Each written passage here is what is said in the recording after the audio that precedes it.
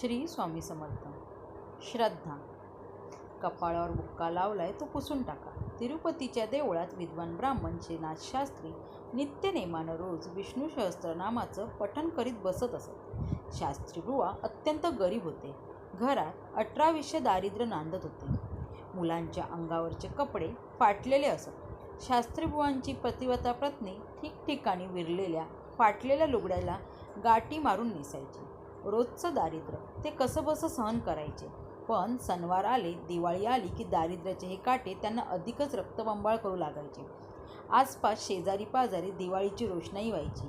घराघरातील बायका मुले कोऱ्या कपड्यात वावरायची. पण शास्त्रीबुवांची मात्र फाटक्या कपड्यात हिंडायची. संस्कारित असल्यामुळे ती आपल्या पित्याला दोष देत नसत. पण त्यांच्या मूक नजरेतील आर्द्रता श्रीनाथ शास्त्रींच्या हृदयाला पिळवटून भेदून जात असे. त्यांची पत्नीही त्यांना एका शब्दाने कधी बोलत नसे. पण आपल्या देहावर असलेल्या लुगड्याच्या गाठीकडे ती अतीव दयनीयतेने पाहत असे. त्यावेळी शास्त्रीबुवांना अत्यंत अपराधासारखे होई.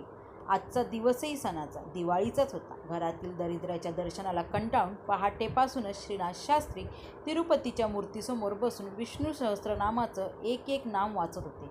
वाचता वाचता हळूहळू त्यांचा कंठ दाटून आला. तिन्ही सांज व्हायला आली तरी पुढ्यातल्या पाटावर फक्त 2-3 मूठ तांदूळ जमा झाले होते.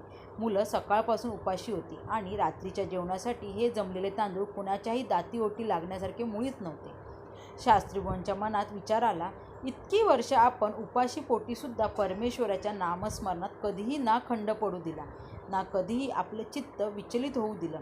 पण आज अस्वस्थ का वाटतंय? परमेश्वर दयाळू असतो असं म्हणतात. मग त्याला आपली परिस्थिती का कळू नये? आपल्यावर दया दाखवावी असं का वाटू नये की परमेश्वर दयाळू आहे ही अफवाच आहे? होय, तसंच असलं पाहिजे. तसं नसतं तर अनेक वर्ष आपणास एवढे हलाखीचे दिवस पाहावे लागले नसते. विचार करता करता शास्त्रीबुवांचे डोळे भरून आले.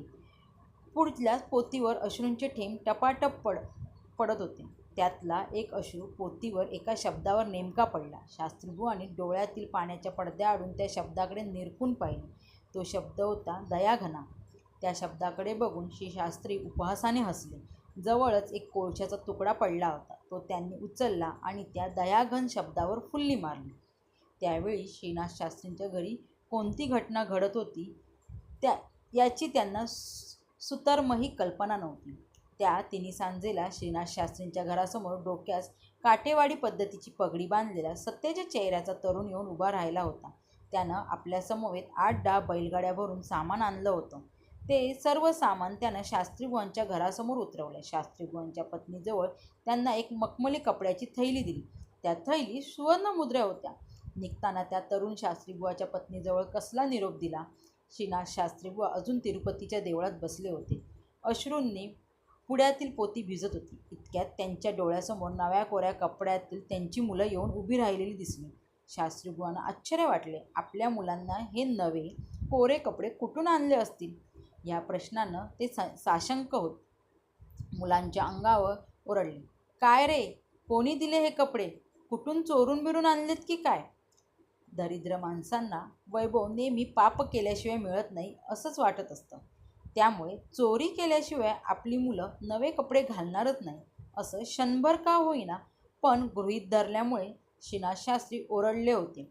पण मुलं खुशीत असल्यामुळे पित्याच्या ओरडण्याला न घाबरता ती उत्तरली, बाबा, इथे काय बसून राहिलात? लवकर घरी चला. आपल्या घरी खूप मज्जा झाली आहे.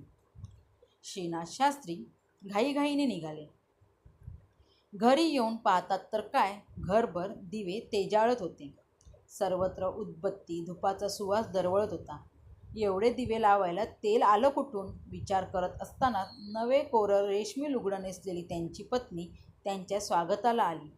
सुवर्ण अलंकाराने ती सजली होती. शास्त्रीबुवा तिच्याकडे पाहतच राहिले.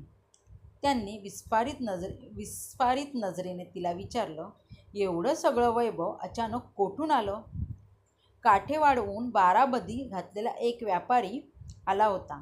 त्यानं आपल्या घराचा पत्ता विचारला आणि आपल्याबरोबर आणलेले हे सगळं सामान तो ठेवून गेला.